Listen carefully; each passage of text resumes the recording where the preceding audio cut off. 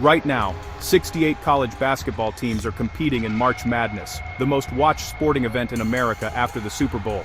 Over the next 3 weeks, this tournament will generate over $1 billion in television revenue alone. Billions more will be wagered legally and illegally. Corporate sponsors will pay hundreds of millions for their logos on the court. The head coach of the winning team might earn $10 million per year. The university president might earn $1 million. The athletic director, another $1 million. The conference commissioner, several million more. And the players, the actual athletes whose talent and labor generate all of this revenue, their NCAA compensation for playing in the tournament is technically $0 in salary. March Madness is the most profitable amateur sporting event in the world, and the word amateur is doing a lot of heavy lifting in that sentence. This is the story of how college sports became a multi-billion-dollar industry by building an economic system where the primary workforce is classified as something other than workers.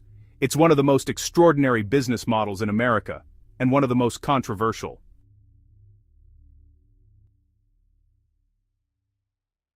The National Collegiate Athletic Association, the NCAA, is technically a non-profit organization. Let that sink in for a moment. An entity that generates $128 billion in annual revenue is classified as a tax-exempt non-profit. The vast majority of that revenue comes from a single source: the television rights to March Madness. The NCAA's current media deal with CBS and Turner Broadcasting is worth approximately $8.8 billion over 8 years, roughly $1.1 billion per year, just for the right to broadcast the tournament. This makes March Madness one of the most valuable media properties in all of sports. It generates more television revenue per event than the World Series, the NBA Finals, or the Stanley Cup playoffs. Only the Super Bowl and the College Football Playoff command comparable per-event TV money. But March Madness isn't the NCAA's only revenue source. Corporate sponsorships from companies like AT&T, Capital One, Coca-Cola, and dozens of others contribute hundreds of millions more. Ticket sales, licensing, and merchandise round out the total. The NCAA also receives revenue from the College Football Playoff, various championship events in other sports, and licensing deals for video games and merchandise. The total economic output of college athletics across all schools is estimated to exceed $20 billion per year when you include individual school revenues from tickets, boosters, local media deals, and conference distributions. This is not a small non-profit running college tennis tournaments. This is one of the largest sports entertainment enterprises on the planet. The foundation of the NCAA's business model rests on a single legal and rhetorical construct: the concept of the student-athlete. The term student-athlete was invented by Walter Byers, the NCAA's first executive director in the 1950s. It was not created for educational or philosophical reasons. It was created specifically to avoid workers' compensation claims. In the 1950s, a football player at Fort Lewis A&M College in Colorado died from a head injury sustained during a game. His widow filed for workers' compensation death benefits, arguing that he was an employee of the university performing work duties when he was killed. The NCAA feared that if this claim succeeded, every college athlete could be classified as an employee. Audigi sanadidikran, podakaiden stivo or ren, komachpen side wobidirun ainsure, awadibu densure dord brins, would mean universities owed them wages, benefits, workplace protections, and labor rights. The entire economic model of free labor would collapse. So Walter Byers crafted the term student-athlete to establish, in legal and public perception, that these individuals were students first and athletes second. They weren't employees performing labor. They were students participating in extracurricular activities who happened to receive scholarships as financial aid for their education. This framing, that college athletes are amateurs engaging in educational activities, not workers generating economic value, has been the legal cornerstone protecting the NCAA's business model for over 70 years. The reality, of course, is that Division I football and basketball players train 40 to 50 hours per week, travel extensively, are subject to strict behavioral codes, generate millions in revenue for their institutions, and face career-ending injury risks. By any functional definition, they are performing labor that generates enormous economic value. The student-athlete label is the mechanism that prevents them from being compensated accordingly. Walter Byers himself, in his 1995 memoir, described the system he created as a nationwide money laundering scheme that used amateurism as a cover for what was effectively unpaid professional labor.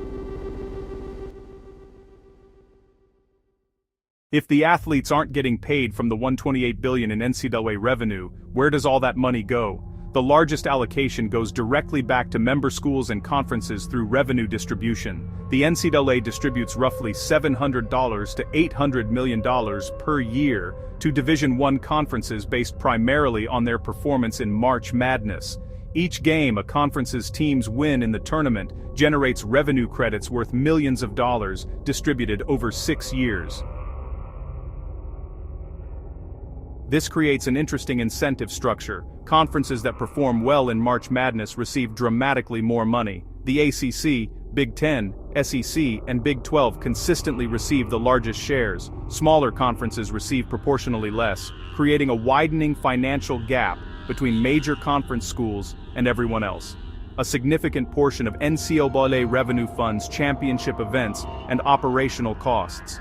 The NCAA runs championships in 90 sports across 3 divisions. The vast majority of these are money losers subsidized by March Madness basketball revenue, wrestling nationals, swimming championships, Division III soccer tournaments. They all exist because March Madness basketball pays for them. The NCAA's own administrative costs consume hundreds of millions annually.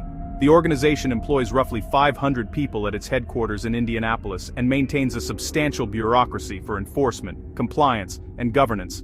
And a meaningful portion flows to executive compensation.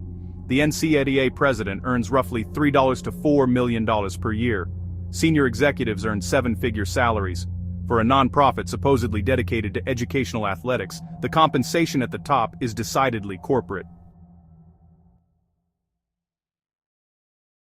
If you want to see where the economic value of college athletics truly concentrates, look at coaching salaries. The highest paid public employee in 39 out of 50 U.S. states is not the governor. It's not a university president. It's a college football or basketball coach. John Calipari's most recent contract was worth over $8 million per year. Nick Saban earned over $11 million annually before retiring. Kirby Smart, Dabo Swinney, and several others earn in the $10 million range. And these base salaries don't include bonuses for wins, conference championships, tournament appearances, or academic achievement benchmarks, which can add millions more. They also don't include shoe deals, speaking fees, camp revenues, and media appearances. In what other industry does the supervisor of unpaid labor earn $10 million per year? A coach earning 8 figures while their players receive a scholarship valued at $30,000 to $60,000 and risk career-ending injury on every play, represents one of the most extreme labor value imbalances in the American economy. The justification is market-based. Top coaches drive winning, winning drives revenue, and revenue justifies the salary. And that logic holds, but only if you accept the underlying premise that the athletes generating that revenue shouldn't share in it proportionally. If college basketball operated under the same revenue-sharing model as the NBA, where players receive roughly 50% of basketball-related income, the average March Madness participant would earn hundreds of thousands of dollars for the tournament alone.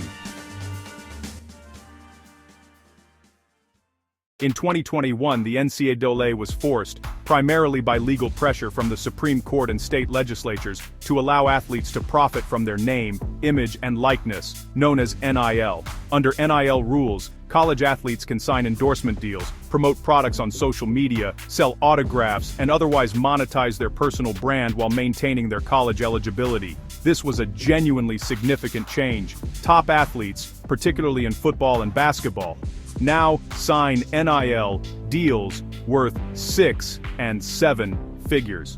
Collectives organized by boosters funnel money to athletes through NIL structures that function, in practice, as salary payments. But NIL has not fundamentally changed the NCAA's business model. Here's why. First, NIL money doesn't come from the NCAA or the universities. It comes from third-party sponsors and booster collectives.